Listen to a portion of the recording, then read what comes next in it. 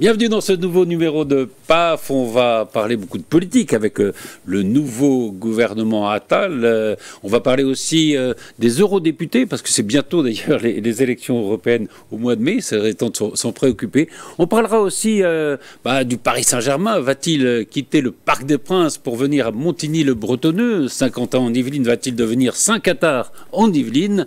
Et pour en parler, Véronique Jérôme, bonjour. Bonjour Patrice, bonjour à tous. Vous êtes polito-économiste. Vous êtes maître de conférence à l'université de Paris-Saclay.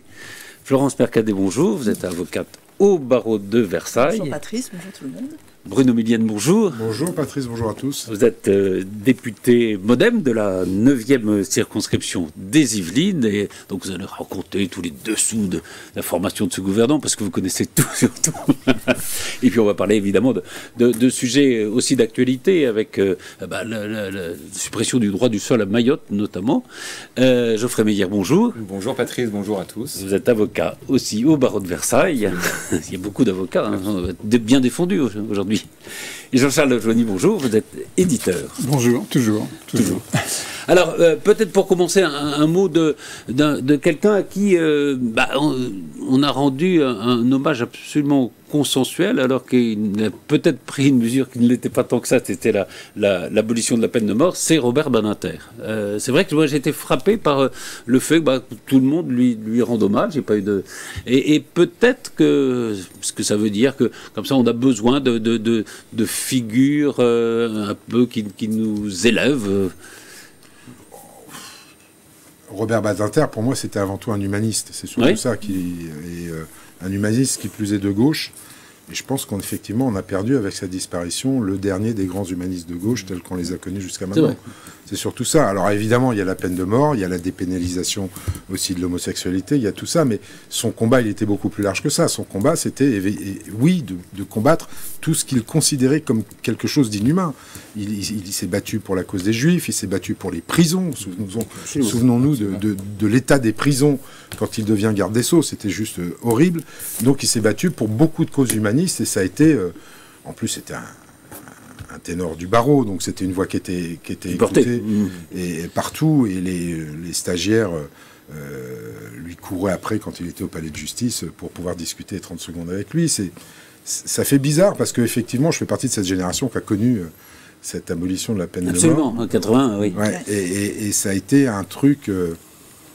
C'est vrai que dans le pays, ça a été quelque chose qui était fracturant, mais moi j'étais pour l'abolition de la peine de mort, parce qu'il y avait eu le pullover rouge, parce qu'il y avait eu tout ça, et que je ne comprenais pas comment la justice pouvait donner la mort, alors que c'était quelque chose de criminel pour moi, de donner la mort à quelqu'un. Donc comment l'État pouvait devenir criminel ? Georges Pompidou était contre la peine de mort, mais il l'a appliquée. Valéry Giscard d'Estaing, je crois, était contre la peine de mort, mais il l'a appliquée. Et c'est vrai qu'il y a cette... juste avant l'élection de 81, il y a cette phrase assez magnifique de Mitterrand qui dit « Je sais que l'opinion est contre la peine de mort, mais dans le fort de ma conscience, moi je suis... Et pour la peine de mort, mais dans le fort de ma conscience, moi je suis contre et je l'abolirai. » Ce qui est courageux et qui est peut-être resté aussi un des déclencheurs de sa victoire. Parce que le fait d'affirmer ses convictions... oui, mais c'était important. Même s'ils sont contre les convictions. Et on s'aperçoit, alors je ne sais pas si on faisait un sondage aujourd'hui, si le sondage serait le même qu'il y a 5 ou 6 ans ou 10 ans, mais on s'est aperçu que là, pour le coup, l'État a légiféré presque contre le peuple. Absolument. Clairement. Ouais. Et dans les années qu'on suivi, finalement, les gens se sont rangés à cet avis-là au fur et à mesure, peut-être un peu moins aujourd'hui, parce qu'il y a des questions d'insécurité qui ont ressurgi depuis les attentats. Mais en tout cas, c'est quelque chose qu'on a intégré, alors que la majeure partie des Français étaient contre au moment où ça a été voté. Absolument. Je veux dire aussi que maintenant, comme c'est impossible de revenir dessus, et heureusement à mon sens, mais au niveau européen, etc., enfin la question ne se pose plus vraiment. Mais c'est vrai que quand on la pose, moi je sais que quand je la pose aux étudiants auxquels je suis confronté, ça ne fait pas l'unanimité. Hein. Je veux dire, il y a beaucoup de jeunes qui sont là en disant « Mais pourquoi est-ce qu'il n'y a pas la peine de mort ?» Donc voilà. Ces barrières européines sont saines, parce que du coup ça évite que le sujet remonte, mais sinon c'est pas du tout acquis. Geoffrey ? Voilà, là, alors c'était un être lumineux, hein, Robert Badinter, et c'est vrai que c'est une immense perte à la fois pour la profession d'avocat qu'il a exercée très brillamment et pour la société tout entière. Sur le débat de la peine de mort, alors c'est vrai que je suis d'accord avec vous, monsieur le député, si on faisait le sondage maintenant, peut-être qu'il serait moins tranché, enfin le résultat serait moins tranché qu'il ne l'était à l'époque, et que potentiellement on aurait des gens qui seraient plus en faveur, en raison des questions d'insécurité, d'un retour de la peine de mort. La peine de mort, c'est un sujet extrêmement complexe en réalité, parce que ça fait appel à nos bas instincts, et quand même, lorsqu'on veut être contre la peine de mort, ça nécessite une forme de réflexion, ce qui est parfois un petit peu compliqué. Mais on peut remercier en tout cas Robert Badinter de nous avoir débarrassé de ce qui est pour moi un fléau. Moi, j'ai un souvenir réel de Robert Badinter, enfin un souvenir. Ce en quoi pour moi il a été impressionnant, c'était même peut-être plus que le débat à l'Assemblée de la peine de mort, c'est justement d'être allé plaider contre cette peine de mort.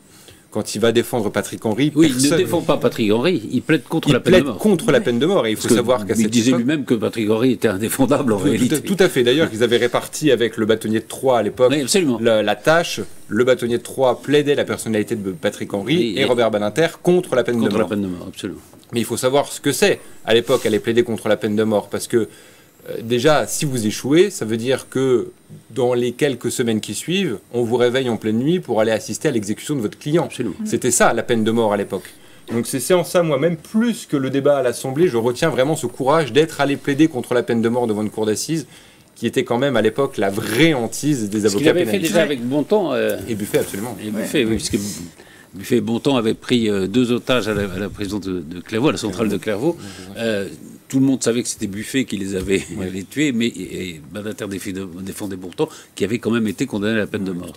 Mais un des arguments chocs qu'il a utilisé, justement, c'est de dire que quand Buffet et Bontemps sont montés à l'échafaud, il y en avait un qui criait à mort, c'était Patrick Henry.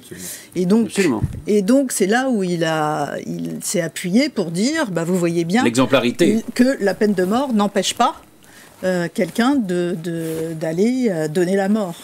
Et ce qui m'avait frappé aussi moi j'ai eu une admiration sans borne pour Robert Badinter. C'est probablement grâce à lui que je suis devenue avocate. Je rêvais de lui pendant toutes mes études de droit, me disais oh là là, qu'est-ce que j'aimerais être stagiaire dans son cabinet. Et c'est de dire que même face à quelqu'un qui a commis des actes monstrueux, il peut y avoir encore dans cette obscurité une lumière, c'est ce que vous avez dit, mon frère. Il peut y avoir une lumière car il faut toujours espérer que l'homme peut devenir meilleur. Absolument.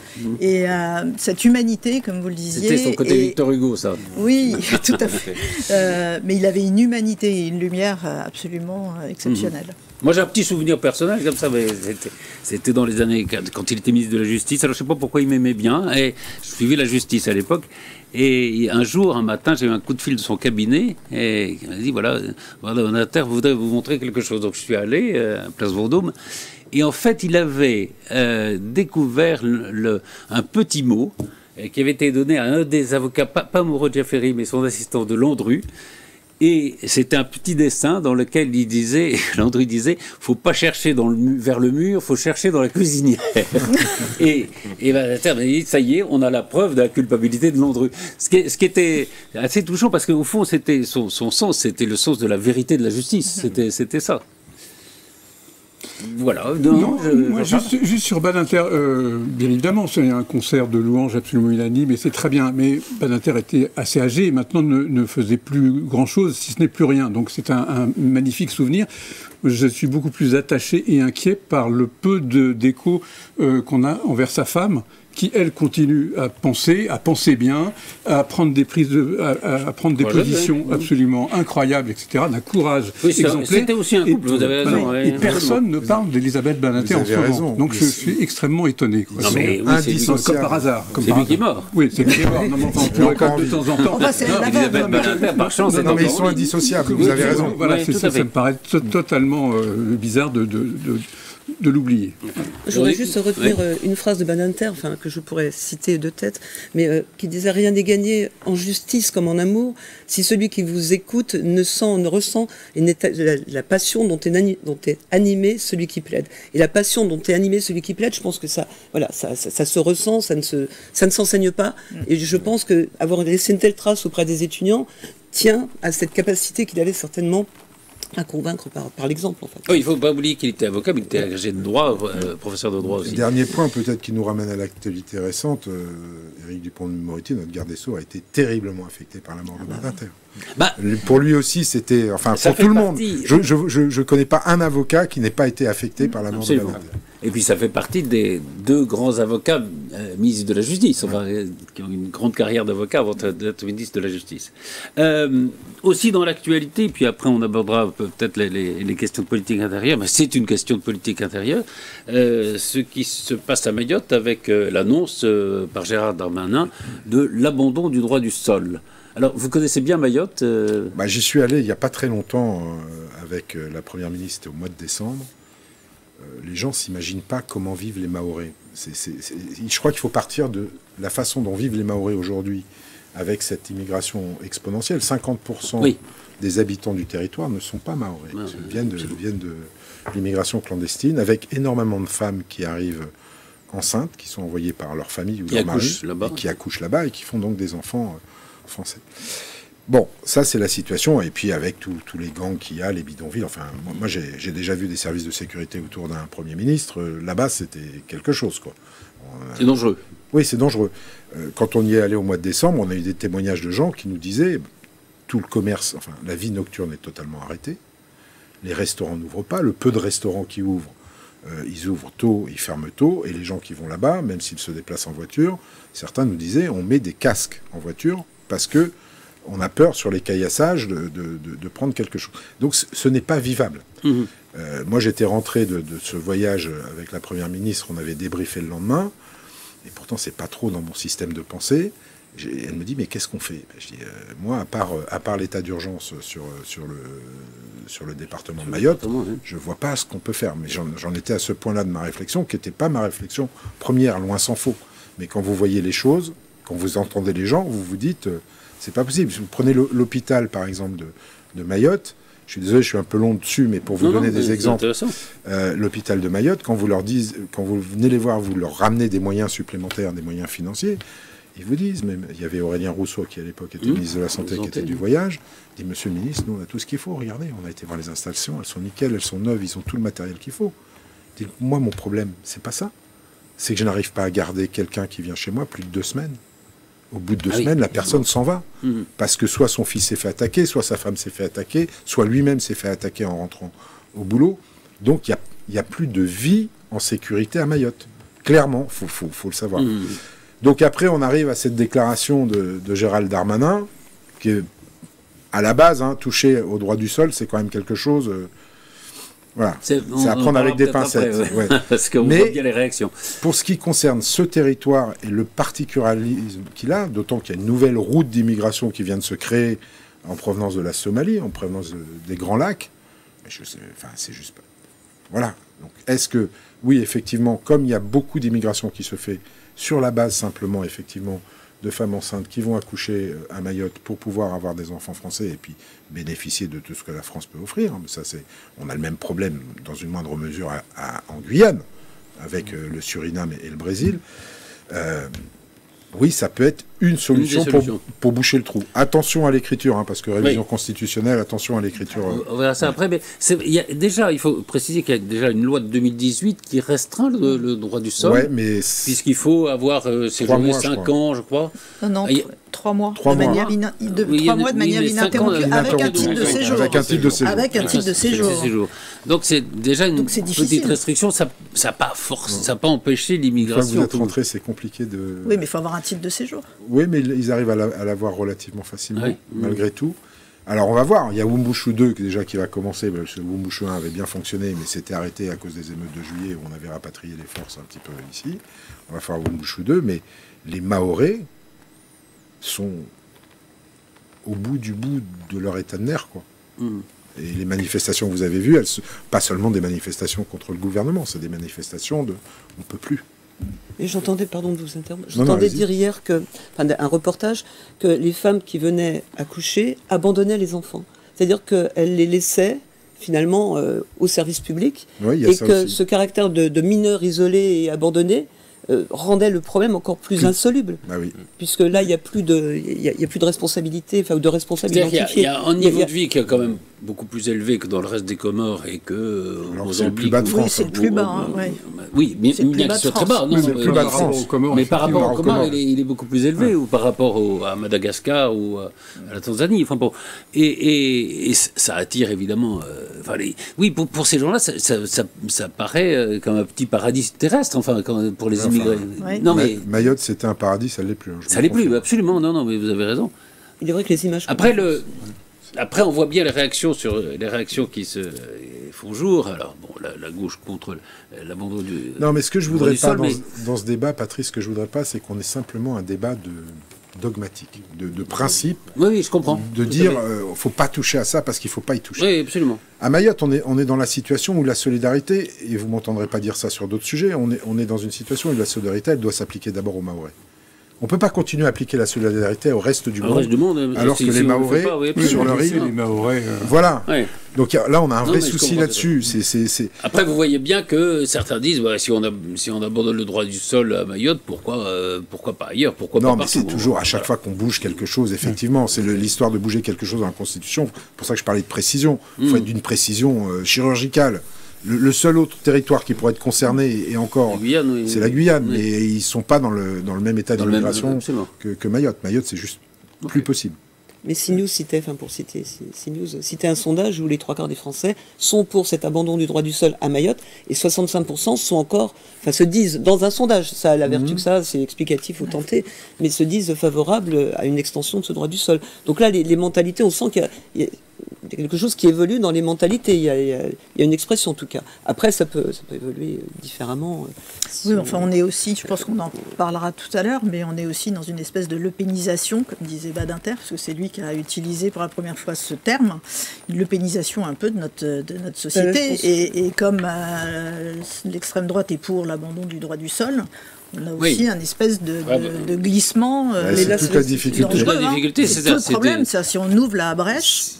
Oui, non, mais c'est toute la difficulté où on est empirique, où on est idéologique. En fait, parce que Ciotti s'est déjà mis dedans. Mais c'est un peu le problème, je suis désolé de le dire, des partis d'opposition, parce qu'au bout d'un moment, comment on regarde un problème réel qui se passe, là, on parle de Mayotte, mais ça peut être pour plein d'autres sujets.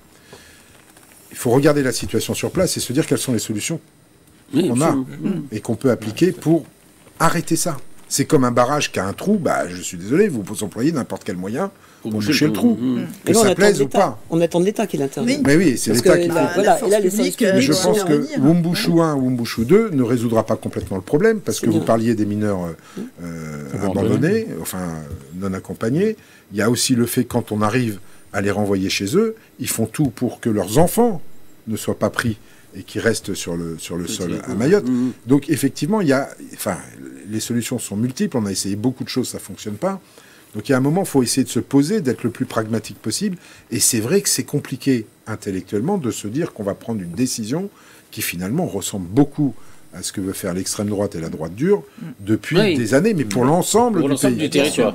Ce qui n'est pas du tout le cas là. C'est vraiment un cas circonscrit sur un archipel qui est en grande difficulté.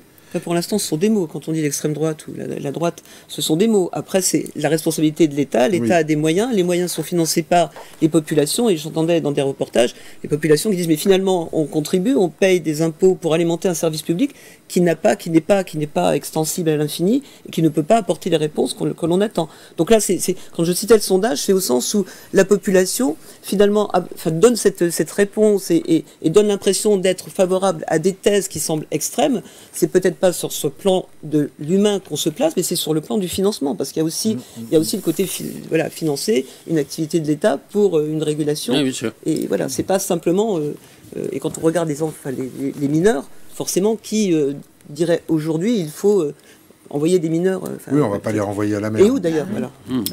Donc, on aura l'occasion de reparler de on n'a pas fini. On va en parler. D'autant que c'est une révision constitutionnelle, c'est assez compliqué, c'est une procédure complexe. Voilà. Alors on va commencer par cette question politique, par cet accouchement dans la douleur, c'est l'accouchement du gouvernement.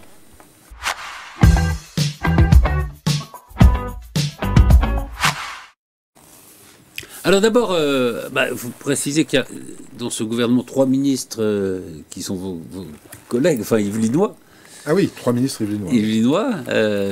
Ça a posé problème déjà, ça a commencé par là. Oui. Alors Marie Lebec, qui est chargée des relations avec le Parlement, Aurore Berger, qui est à l'égalité entre les femmes et les hommes, et Jean-Noël Barrot, qui est ministre délégué à l'Europe. Alors il ne faut pas oublier que Jean-Noël Barrot est le fils de Jacques Barrot, qui était un centriste et qui était un grand Européen. C'est moi qui ai battu beaucoup pour l'Europe. Bruno Willier, on a beaucoup cité votre nom pour entrer au gouvernement. C'est gentil, Patrice, mais tant que vous n'êtes pas appelé, vous ne rentrez pas. Hein. Jusqu'à 5 minutes de la Constitution, vous pouvez disparaître, même si vous êtes apparu un moment. Donc il faut garder un peu de distance par rapport à ça. Mais oui, alors il faut garder de la distance, mais c'est vrai que ça aurait été compliqué d'avoir 4 ministres ah bah non, il y aurait facilement département. Si j'étais rentré, je pense que malheureusement Jean-Noël Barrot aurait dû sortir, donc c'est pas non plus voilà. Soyons... qui est de modem comme voilà, vous, comme moi, donc c'est pas aussi simple que ça. Il y a ça, il y a l'équilibrage entre les partis aussi. Il y a la parité, il y a le régionalisme, respecter les territoires. Moi, je pense que constituer un gouvernement, surtout resserré, ça tient de... C'est plus difficile que de résoudre le Rubik's Cube. Oui, absolument. Moi, j'ai jamais réussi à résoudre le Rubik's Cube. C'est pour ça qu'il n'y a jamais eu... D'ailleurs, c'est très intéressant parce que quand il y a eu le premier gouvernement Attal, enfin le gouvernement de 14 ministres, alors on a vu des articles partout dans les journaux dire comment, mais il y a plein de secteurs qui ne sont pas représentés, les mêmes qui disaient il faut des gouvernements resserrés, mais quand on les resserre, ils ne sont pas contents. Et puis c'est vrai que, oui, généralement, il y a 35 ministres, généralement il y en a 40-45, ce qui permet évidemment de contracter un peu tout le monde. Mais tout ça est quand même un peu affolant parce qu'on se demande est-ce que la compétence est encore quelque chose, un critère important, parce qu'on nous parle de régionalisme, de département, de parité, enfin de tonnes de choses, et alors après on dit ok, on a tous ces filtres, ah bah tiens, est-ce que la personne qui ressort de tous ces filtres, est-ce qu'elle est compétente? Ben ouais, peut-être pas forcément, mais elle a répondu à tous les critères. C'est affolant quand même. Je veux dire, je suis désolé. On pourrait avoir 12 députés qui viennent des Yvelines, ça m'est égal. Si c'est 12 personnes compétentes. Non, mais je veux dire, il faut arrêter avec ça. Oui, sauf que les Bretons ne sont pas contents. Mais non, mais les Bretons, mais qu'on mette un jour 4 Bretons. Mais je veux dire, il faut arrêter avec ce truc. L'intelligence d'un député, c'est pas qu'il soit breton ou yvelinois. Je suis désolé, sa compétence ne vient pas de là. Enfin, j'espère que si notre ami déménage et qu'il est élu ailleurs, il sera tout aussi compétent. Il ne va pas devenir crétin parce qu'il quitte les Yvelines. Enfin, je veux dire, non, mais faut se méfier quand même du président. Le maire des Yvelines est a priori excellent. Hein, donc, oui. Non, mais voilà, j'adore les Yvelines. J'ai lu, je crois que c'est dans l'opinion, qu'il y a un blues des députés franciliens d'ailleurs.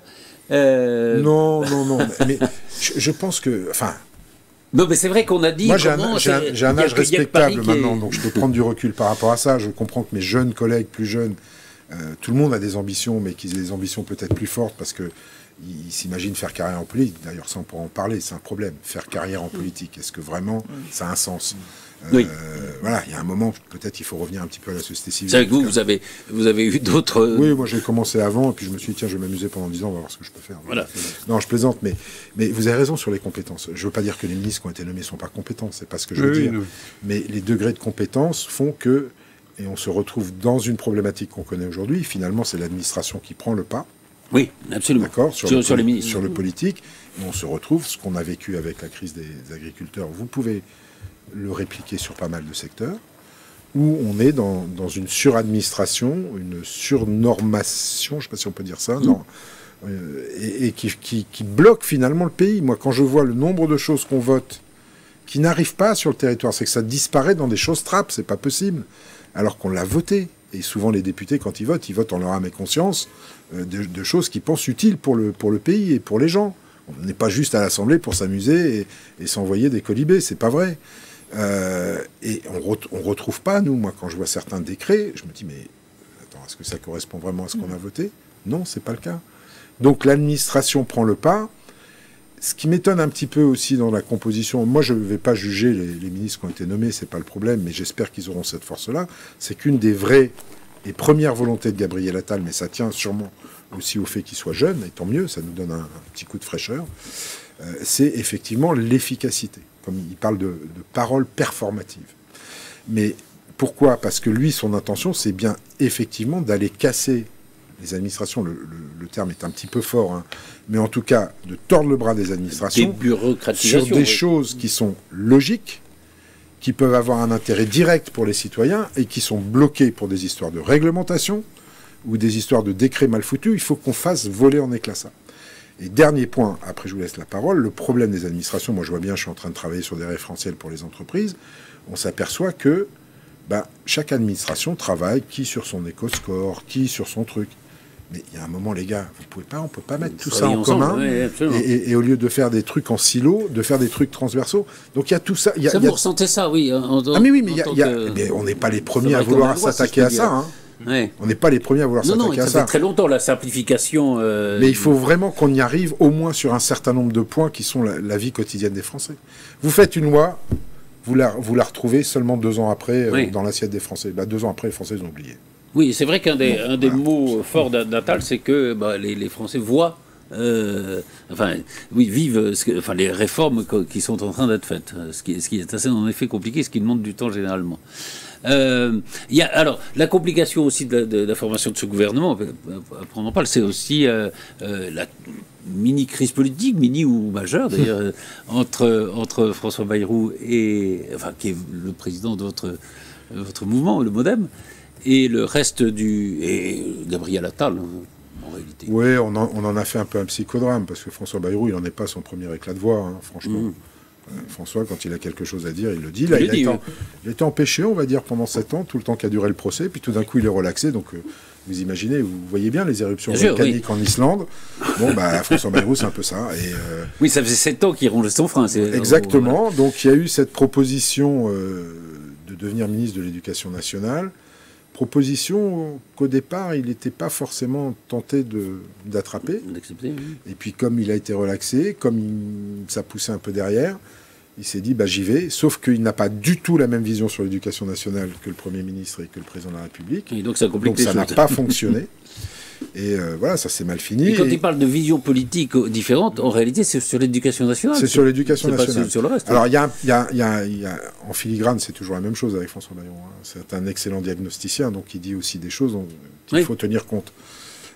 Il dit, on est en train de s'éloigner de la base. Il n'a pas complètement tort, et Gabriel Attal en est parfaitement conscient, parce que lui, il veut revenir justement absolument sur le terrain. En gros, il y a une coupure, comme tout le temps, entre les élites et la base. Donc ça, François, il faut vraiment l'écouter parce qu'il a raison. Il sent en général bien les choses. Il avait senti les gilets jaunes sans savoir la forme que ça allait prendre, mais il sentait quand même que le pays grondait. Donc effectivement, il faut l'écouter à ce niveau-là. Mais sur l'ensemble de la politique suivie, moi j'appelle ça des ajustements importants, certes, mais c'est pas une rupture. Voilà. Donc. Mais il reprend un peu la France du haut, France du bas, quoi. Oui, il a fait aussi, lui, la France des territoires. La France des territoires, alors, je veux bien croire qu'on est aussi intelligent dans le Béarn que dans les Yvelines, mais voilà. On est très intelligent dans le Béarn. Non, mais voilà, il y a... c'est pas un psychodrame. C'est vrai, je ne sais pas ce que vous en pensez, mais il y a eu cette nomination de Gabriel Attal qui a généré quand même un mouvement de sympathie dans l'opinion, et peut-être le temps long entre la formation du premier gouvernement et puis la formation totale, les aménagements ensuite, a un peu rogné cette image, non, vous ne trouvez pas ? C'était une équation compliquée, je trouve, la nomination de Gabriel Attal et la formation d'un nouveau gouvernement. Alors déjà, il y a eu des ministres qui se sont autoconfirmés. Oui. Gérald Darmanin, lui, a annoncé tout seul qu'il demeurait au ministère de l'Intérieur. Il a même annoncé quand est-ce qu'il partirait. Oui, absolument. Absolument. Ensuite, il y a eu toutes les polémiques autour de... Il part quand ? Après les JO. Ah bon ? Il y a eu toutes les polémiques autour d'Amilou de Castera. La pauvre, elle était à peine arrivée qu'elle a déjà pris une tempête.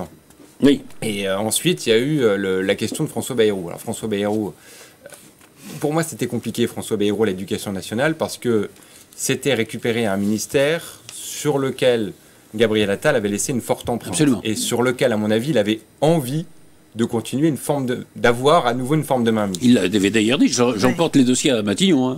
On dit qu'il avait demandé à garder le ministère aussi, être Premier ministre et ministre de l'Éducation, mais que Macron n'a pas voulu. C'est un peu compliqué. Oui, c'est un peu compliqué quand même. Et François Bayrou, c'est quand même...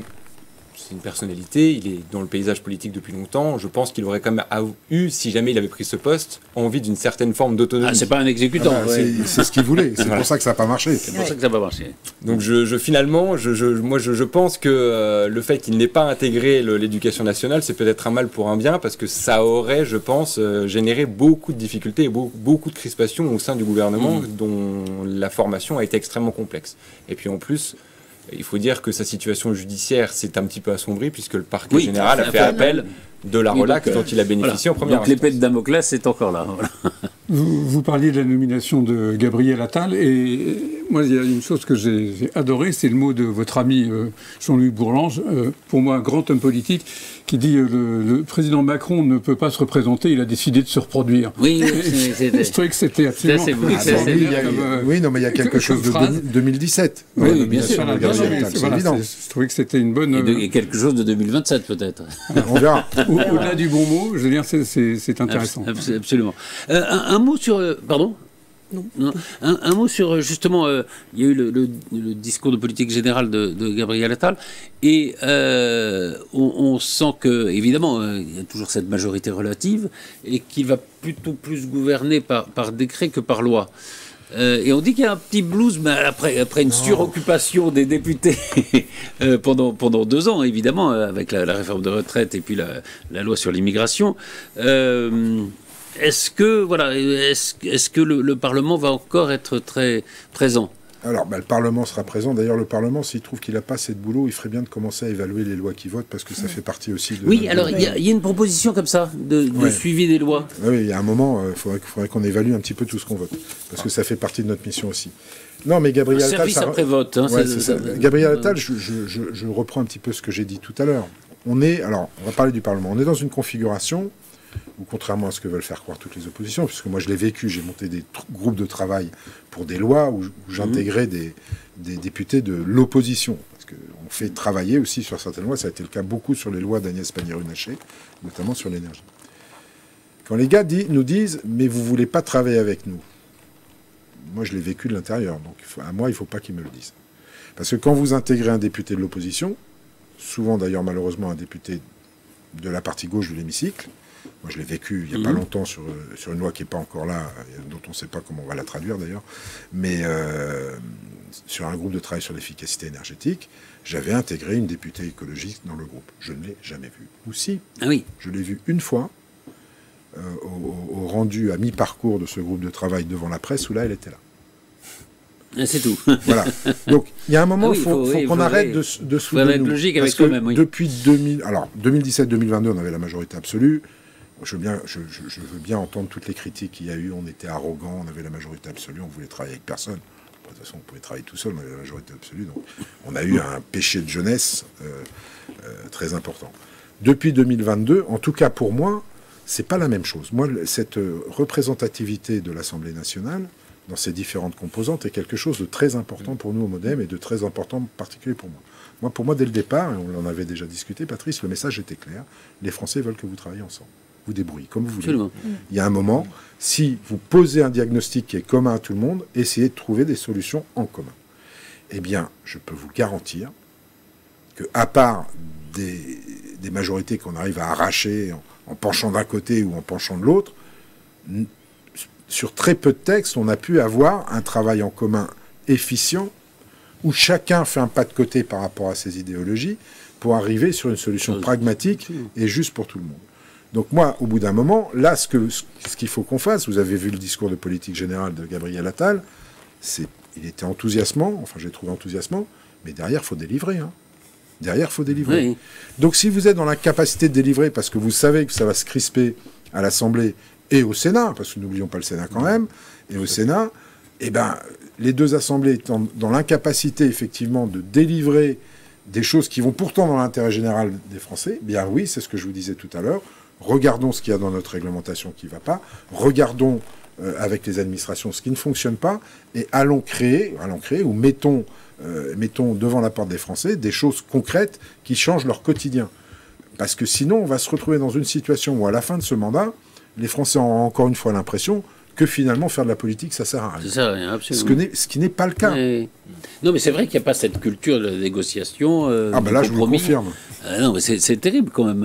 Non, mais regardez un truc précis. Après, j'arrête. Mais regardez l'histoire de l'inscription de l'IVG dans la Constitution. Tout le monde était d'accord au départ. Le texte qu'on a voté à l'Assemblée nationale, les sénateurs étaient d'accord sur ce texte-là. Enfin, ça avait été travaillé avec tout le monde. Et le président du Sénat nous pète un câble. Par pure politique politicienne. Oui. Eh bien non, ça ne peut pas. On ne peut pas continuer dans ce pays à faire ça. Il est assez gêné quand il est obligé de expliquer sa position. Oui, il est très embêté. On l'a vu chez Léa Salamé d'ailleurs. Oui, il était pour. Moi j'ai cru qu'il allait changer sans être pour, mais il y a la liberté. J'ai cru qu'il allait changer d'avis pendant l'émission. Et ça va nous poser un problème. Je regardais les dernières nouvelles au Sénat. Alors, on peut encore y arriver, mais je suis désolé. Pour le droit des femmes, cette inscription est obligatoire. Et la phrase qui a été choisie va parfaitement à tout le monde.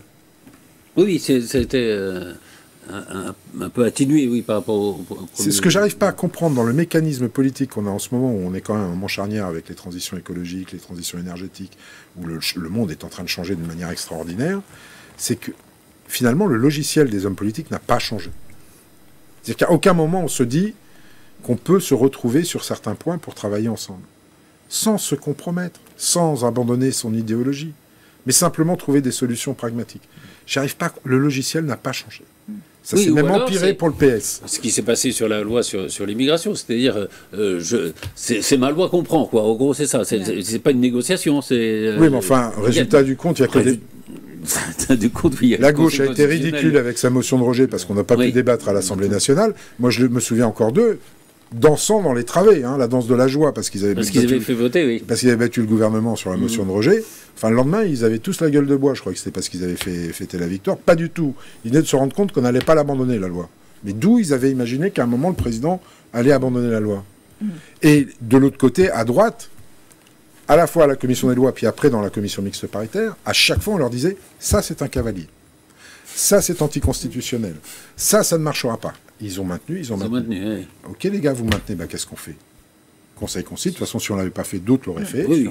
Conseil constitutionnel, et finalement, la loi qui sort, c'est peu ou prou. Oui, la première, celle qu'avait proposé Gérald Darmanin initialement. Mais pour la dégradation de l'image de la politique, c'est monstrueux, parce que de voir le président de la République, de voir tous les ministres en disant « oui, on a voté, mais ne vous inquiétez pas, le Conseil constitutionnel va tout détricoter », c'est juste honteux de claironner quand on voit Macron qui était tout content, mais ne vous inquiétez pas, le Conseil constitutionnel va balayer tout ça. C'est un mépris pour l'Assemblée, c'est un mépris pour tout le monde. Oui, mais enfin, c'est le respect de la Constitution, quand même. C'est le respect du processus législatif en son entier. Le mépris de l'Assemblée vient de la gauche, je suis désolé, qui nous a empêchés de débattre. Il ne pouvait pas y avoir de 49.3 sur cette loi. Il ne pouvait pas y en avoir.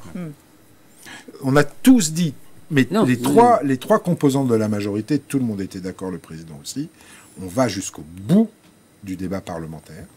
Il en sortira ce qu'il en sortira. Elle sera votée ou elle ne sera pas votée. Nous, on joue l'équilibre du projet de loi à fond. C'était dans notre ADN. Et si on perd, les Français auront été pris à témoin par du dogmatisme des autres. Ils n'ont pas voulu. Ils n'ont pas voulu aller au débat. Enfin, moi j'en veux vraiment à la gauche, deux fois du coup. J'en veux pour la loi immigration, sur les deux plus grandes lois. Je leur en veux pour la loi sur les retraites, parce que là, il n'y a pas eu de motion de rejet.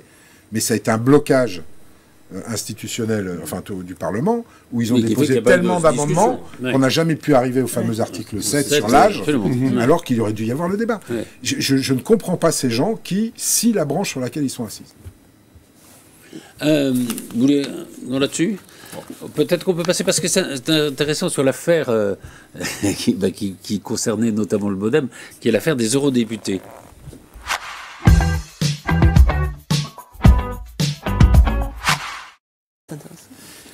Oui, c'est important l'affaire des eurodéputés, non? Oui, c'est important, mais vous voyez bien. Alors, non, ce qui m'intéresse, c'est qu'il y a eu le procès du MoDem, il y a en effet appel du parquet, donc on verra ce qu'il en ressort. Mais dans le jugement sur le MoDem, il est précisé qu'il n'y a pas eu de système. Oui. Il n'y a pas eu de système qui a été organisé pour détourner en gros l'argent du Parlement pour payer des assistants parlementaires ou autre chose que ce pourquoi ils étaient engagés. Et tout le monde dit, mais le RN va regarder ça de près parce qu'il va y avoir à l'automne le même procès sur le RN avec Marine Le Pen et Jean-Marie Le Pen d'ailleurs, puisque ça a commencé très tôt. Mais c'est une affaire qui porte sur beaucoup plus de temps. Je crois que la somme qui beaucoup était... plus d'argent. Ouais. Voilà, 260 000 pour le... On était parti à 1,4 million et finalement, au fur et à mesure de l'instruction, on est descendu à 264 000. 260 000 et c'est 7,8 millions. Non, 6,8 millions, je crois. 6,8 millions pour le RN. Donc, simplement, peut-être un avis de juriste comme ça, est-ce que vous pensez que c'est les mêmes affaires ou que quand on détourne 6,8 millions, il y a un système? C'est compliqué à dire, mais ça va se passer poser là-dessus. Je vais faire une réponse d'avocat. Lorsqu'on n'a pas accès à l'intégralité du dossier, on a du mal à faire une réponse précise. Effectivement, la question va être de savoir est-ce qu'il y avait véritablement un système qui avait été mis en place pour faire en sorte que des assistants parlementaires européens travaillent pour le parti. Je ne sais pas si les mécaniques, lorsqu'on est à l'intérieur, peuvent être si complexes et si chiadées et si finalement préméditées. Ça, c'est véritablement... il faudrait voir comment ça fonctionnait de manière mécanique. Je suis navré, Patrice, j'aurais adoré vous formuler une réponse très précise. Malheureusement, j'en ai pas la possibilité. Non, ce qui me choque juste un tout petit peu dans votre présentation, c'est que pour moi c'est une question de principe et pour vous ça a l'air d'être une question de gros sous. Si c'est illégal pour 260 000, peu importe que ce soit 7,8 millions, c'est un principe. Ce serait même 50 000 euros ou 600 millions. Ça ne me dérange pas. Mais non, si ça porte sur si ça porte sur une petite somme, ça peut être des députés qui ont décidé. Oui, voilà. Enfin là, vous faites l'avocat de ce que vous préférez, mais il faut juste comprendre les questions de principe. C'est ça qui est important. Je pense qu'il faut voir ça à l'aune du fonctionnement des parlements, des différents parlements. Le Parlement européen et le Parlement français ne fonctionnent pas de la même façon.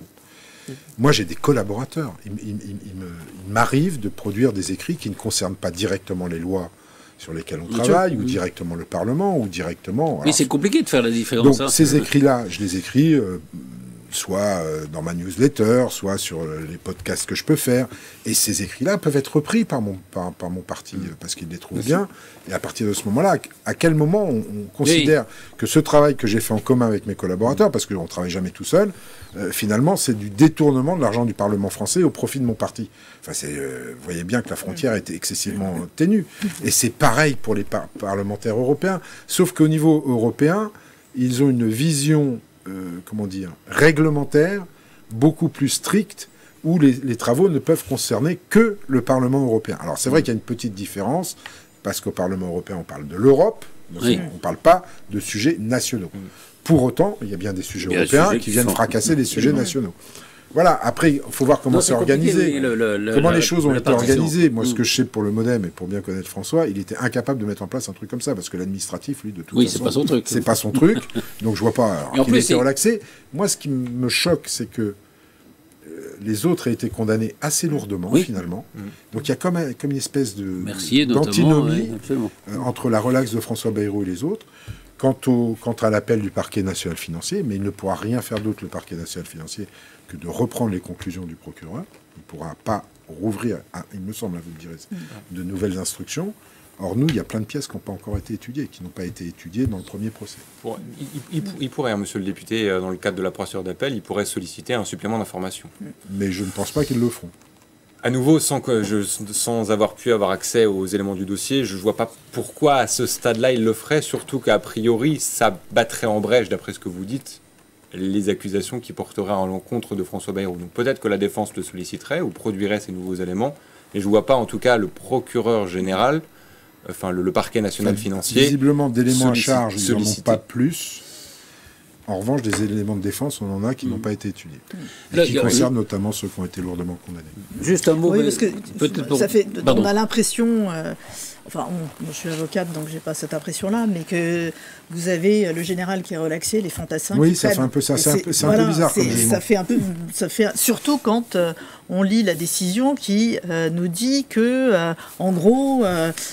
On est convaincu que François Bayrou était au courant, on n'a pas la preuve, donc bénéfice du doute. Donc ça aussi, ça ça a été repris par la presse. Et il y a je beau jeu pense de dire que que si on n'a pas la preuve, c'est que ça n'existait pas. oui, mais d'un autre côté, on connaît, il n'y a pas de fumée sans feu, il n'y a pas de... C'est sûr que la formulation du tribunal, selon laquelle il est relaxé au bénéfice du doute, fait, sur le plan politique, quand même un petit peu mal. Ouais. Ils n'étaient pas obligés de préciser le motif de la relaxe. Oui. Ils n'ont pas la preuve. Oui, mais ils ont précisé avec des mots qui sont durs. 7 ans d'instruction. Oui. Je rajouterai un décès. Je suis désolé de le dire, mais Marielle de Sarney.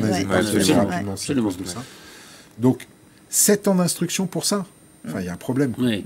Non, c'est on part de 137 contrats d'assistants parlementaires au départ pour terminer à 10. Moi, je veux bien que tout soit organisé, qu'on ait monté un système mafieux. Et pour 10 personnes. Pour 10 personnes, pour 10 personnes, ça me paraît un petit peu beaucoup.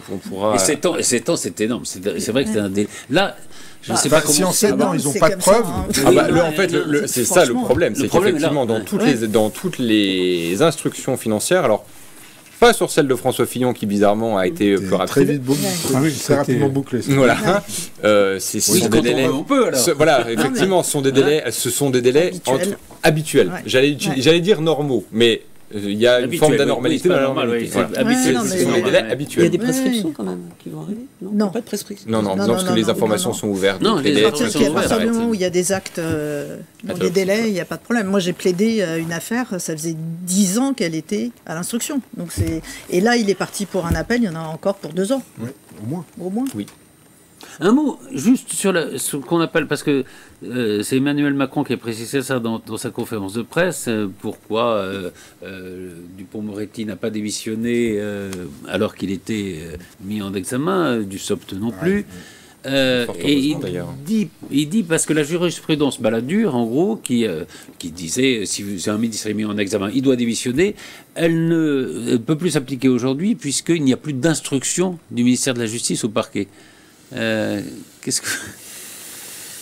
Alors, la justification, à mon avis, n'est pas adéquate. La justification, à mon avis, n'est pas adéquate. La vraie justification de cela, c'est le respect strict de la présomption d'innocence. Et ça doit quand même faire office lorsque des ministres sont mis en examen. À l'époque, il y avait une pression politique telle qu'il y avait des contraintes à démission. Mais là, j'ai envie de vous dire, fort heureusement que tant Éric Dupond-Moretti que Olivier Dussopt n'ont pas cédé à ces pressions-là, puisqu'on aboutit quand même à la fin à deux décisions de relax. Deux décisions de relax, ou quand même dans le procès de Dupond-Moretti dans la CGR. Même s'il y a appel, après tout. Hein. Alors pour François Bayrou, ça avait été extrêmement compliqué, puisqu'il était ministre de la Justice. Dupond-Moretti aussi. Alors, oui, mais en réalité, François Bayrou, à l'époque, et c'est là où c'est compliqué politiquement, c'est parce qu'il est nommé ministre de la Justice, et il a pour objectif...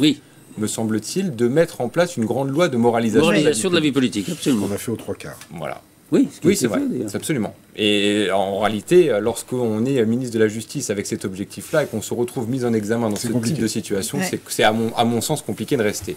Éric Dupond-Moretti, c'était un petit peu différent. Et moi, j'ai lu les comptes rendus d'audience devant la CJR, la Cour de justice de la République, où parfois vos collègues députés et sénateurs qui siégeaient dans la CJR, se regardaient en disant mais qu'est-ce qu'on fait là ? Pourquoi est-ce qu'il y a un procès ? Donc, fort heureusement, moi, je trouve que dans certaines circonstances, je pense que c'est une tradition qu'il ne faut surtout pas honorer. Il faut laisser la place à la présomption d'innocence. Et l'avocat qui parle. Oui. Non, mais indépendamment de ça, mais indépendamment de ça, on voit au cours des dernières années que la présomption d'innocence, si elle existe dans la loi, n'existe plus dans le concert médiatico-politique. Absolument. Vous êtes mis en examen, vous êtes coupable. Oui, absolument. Ouais. Donc il faut combattre ça absolument. Il faut combattre ça absolument. Donc moi, c'est aussi une des raisons pour lesquelles je me refuse à ce qu'un ministre mis en examen soit obligé de démissionner. En tout cas aujourd'hui. C'est des personnalités connues, mais si c'est des personnalités moins connues, on fait les gens vous détruisez la mise en examen et rien sur détruisez une vie. Et rien sur la relaxe ou la poursuite. Il en restera toujours quelque chose. Un mot, c'est peut-être parce qu'on va arriver aux élections européennes, qu'on en parle très peu. Il faudrait nous dire d'ailleurs si vous allez avoir un candidat sur la banalisation quand même du RN.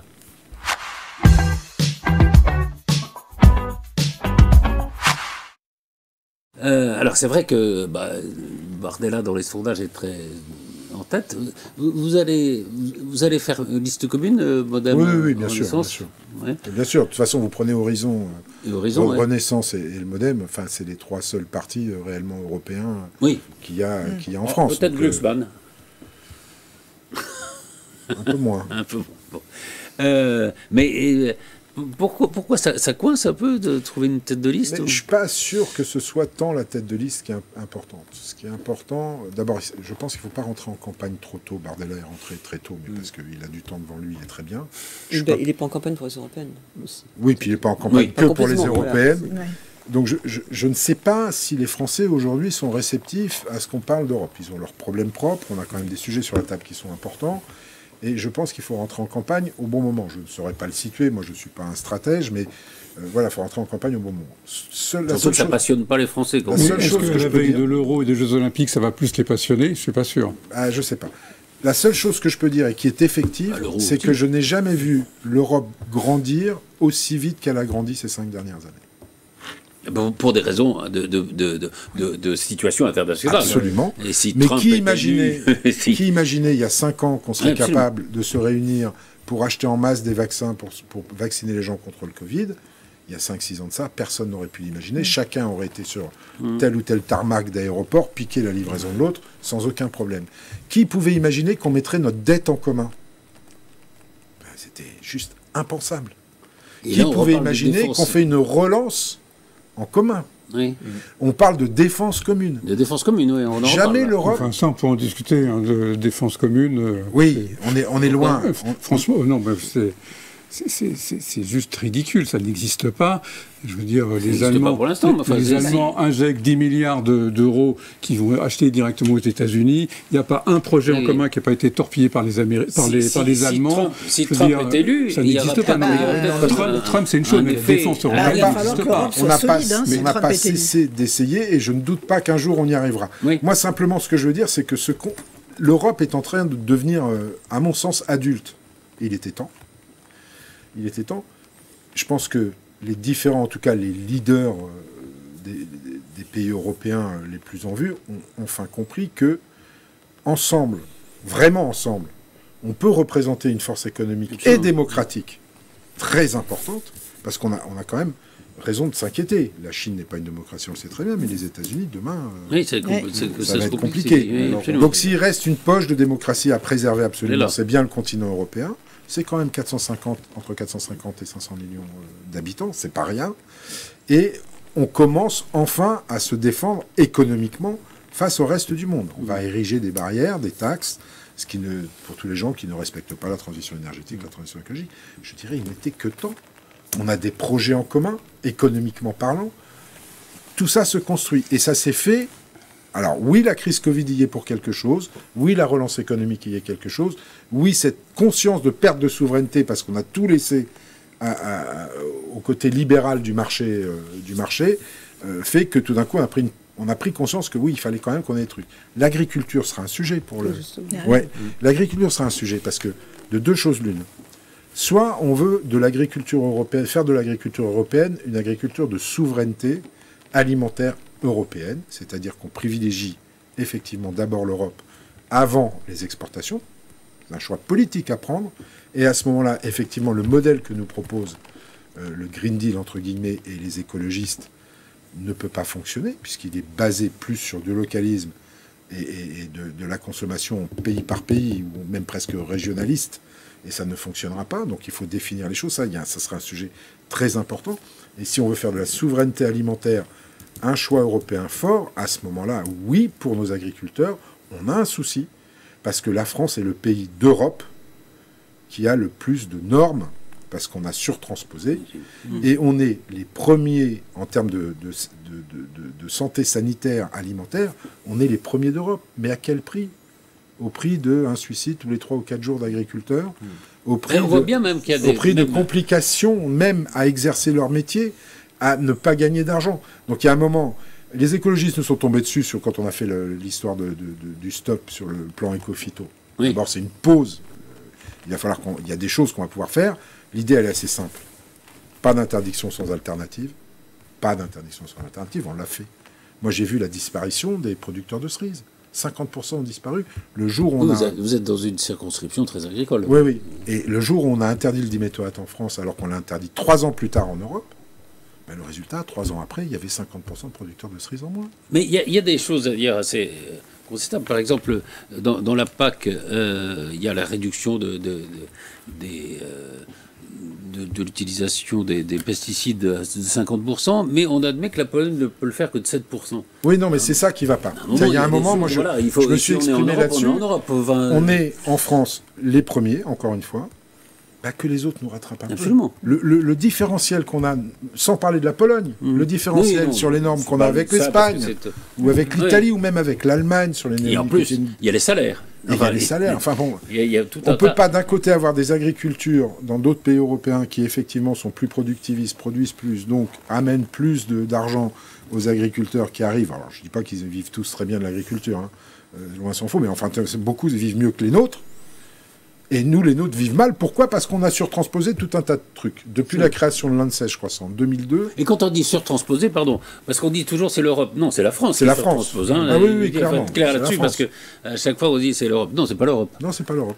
Mais vous ne pensez pas, enfin, si je reviens 2 minutes aux élections européennes, vous ne pensez pas que, étant donné la difficulté qu'il y a là, visiblement, à être pro-européen, tout en ayant un discours favorable aux agriculteurs qui sont dans une revendication qui heurte un peu les décisions européennes, il n'y aurait pas un intérêt à avoir des listes européennes de la part des partis, finalement, ce serait pas un peu plus cohérent ?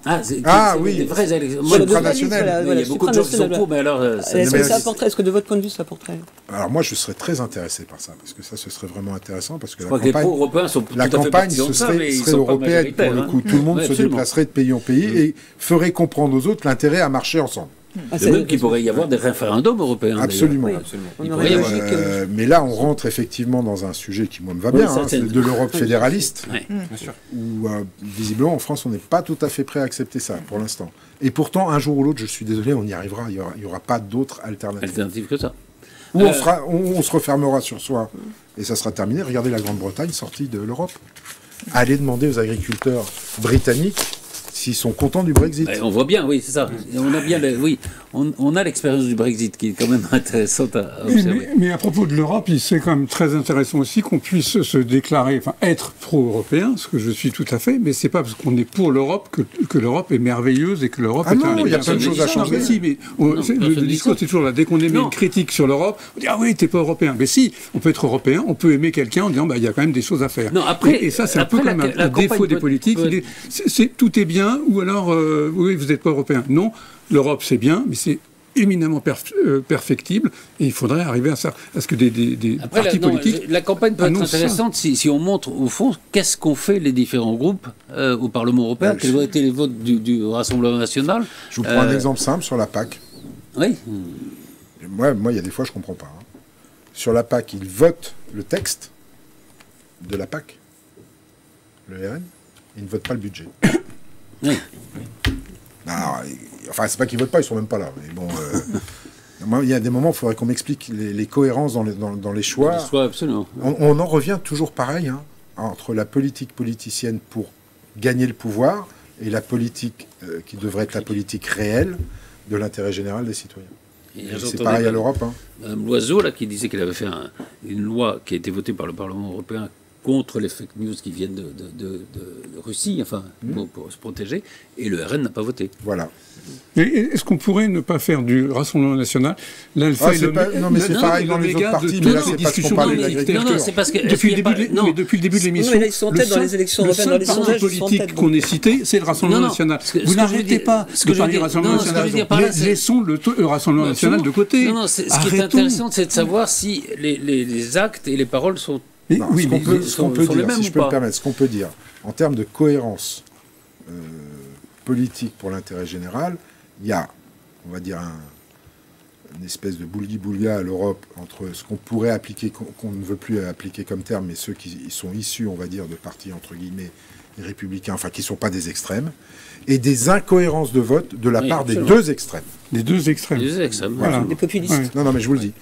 Voilà, des populistes. Oui, tout à fait. En opposition aux démocrates, je ne sais pas si on peut faire ça. Mais voilà. Alors, comme le temps qui nous est imparti est dépassé, mais quand même... Il faut faire des émissions de 3 heures. Voilà.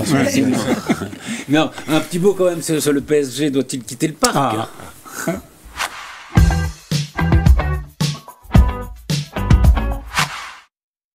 Moi, j'étais samedi au Parc des Princes et j'ai entendu pour la première fois Hidalgo d'émission. Après, il y a eu quelque chose d'un peu plus blessant. Parce que l'ambiance, ça c'était bien. Arrêté, mais à votre avis, ils vont quitter le parc ou pas? Moi, je suis désolé, le Paris Saint-Germain et le Parc des Princes, c'est lié. C'est lié, c'est indissociable. Même si c'est à Montigny-le-Breton. Ça se remontera, mais regardez dans les grands clubs parisiens qu'on a eus quand ils ont changé de stade. Je pense au Paris Football Club, je pense à des clubs comme ça. Ça marche pas. Ça marche pas. Mais, non, c'est lié, oui, absolument lié. Mais au-delà de ça, surtout ce que Anne Hidalgo devrait se poser comme question, c'est que faire du Parc des Princes sans le PSG? Sans le PSG, le Stade de France, on ne sait pas quoi en faire, c'est impossible à rentabiliser. Charletti, il n'y a jamais personne. Ils sont obligés de faire la gratuité pour qu'il y ait des gens qui viennent. Et enfin, je veux dire, ça ne peut pas marcher. Le Parc des Princes n'existe pas sans le PSG. Voilà, donc c'est surtout que le PSG. Mais quoi faire? Parce que si les situations sont bloquées. Il y a une stupidité hidalguesque. Il y a une vraie situation de blocage, et il y a une vraie situation de blocage qui est à la fois sportive et qui va devenir politique. En réalité, le Paris Saint-Germain a besoin de devenir propriétaire du stade pour pouvoir augmenter la capacité et rester finalement... Faire les travaux. Alors en réalité... Ils en font, hein. Mais ils en font fait pour 80 millions déjà. Absolument. En réalité, alors la mairie est d'accord sur le fait qu'il y ait des travaux d'agrandissement qui soient faits, mais le problème c'est que le Paris Saint-Germain veut absolument devenir propriétaire de son stade pour 2 raisons. La première, c'est qu'ils veulent faire partie des grands clubs européens qui possèdent leur stade, comme le Real Madrid, comme le Barça, comme les équipes de Milan, comme Manchester.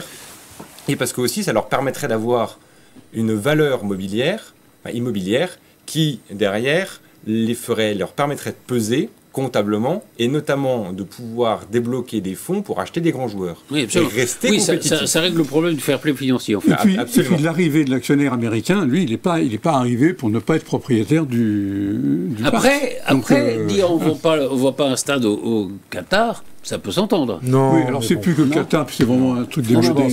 On n'est plus à ce niveau-là. Et du côté de la mairie de Paris, moi, il y a une incompréhension. Ok, c'est un actif immobilier pour la mairie de Paris. Absolument. Qui lui permet effectivement de dire à ses créanciers, voyez, j'ai beaucoup de dettes, mais j'ai ça. Mais ils louent le Parc des Princes, je crois, 1 million. C'est leur rapport, c'est ridicule. C'est rien. C'est ridicule. C'est rien.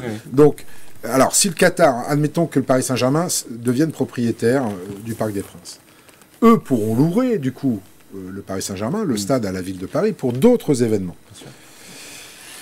Moi, je ne sais pas où va Madame Hidalgo. Moi, j'aurais vendu cet actif. Enfin, c'est indissociable. Ou sinon, ça va prendre des décennies pour recréer. Même si je serais très content que ça soit dans les Yvelines. Ah oui, ça ne sera pas avant 10-20 ans. Mais recréer... Enfin, le Qatar va partir, les financiers vont partir. Absolument. Du simple fait du déménagement, et c'est pas parce qu'ils viennent dans les Yvelines, ils pourraient aller n'importe où. Bien sûr. Du simple fait du déménagement, ils vont partir parce que ils ont un actif médiatique ancré dans la tête des gens. Enfin voilà, vous l'avez sur la photo. Ici, c'est Paris. Mais les supporters sont contre le départ. Bien sûr. Donc là aussi, c'est un élément qui va compter, je pense. C'est pour ça qu'il créait Hidalgo d'émission. Et pas que. Et ajoutons que la mairie de Paris n'a pas non plus les moyens d'entretenir. Alors, ce qui est étonnant quand même dans l'histoire de la mairie de Paris, c'est qu'on n'entend pas les oppositions, notamment les oppositions, les républicains. C'est vrai. Absolument. Parce que s'ils gagnent les élections en 2026, qu'est-ce qui va se passer? On ne connaît pas leur position. Ils n'ont pas voté au conseil municipal sur la question de la cession ou non du stade. C'est très intéressant. Ils n'ont pas voté, oui. Il n'y a pas que la majorité qui a voté. Politiquement, c'est quand même assez intéressant. Mais c'est toujours très compliqué à Paris, l'opposition et la majorité. Merci beaucoup, merci à tous. Merci à vous. Bonne rentrée au Parlement avec Madame Borne qui revient. Oui, qui revient aujourd'hui et qui est motivée comme jamais pour prendre des sujets de parlementaires. Moi, j'ai une admiration, permettez-moi le jeu de mots, sans borne pour Madame Borne, parce qu'elle fait preuve d'une résilience incroyable et c'est un vrai serviteur de l'État. Alors peut-être qu'elle est un petit peu trop techno pour les gens, mais franchement, chapeau. Merci beaucoup, merci à tous et à très vite pour un nouveau numéro de PAF.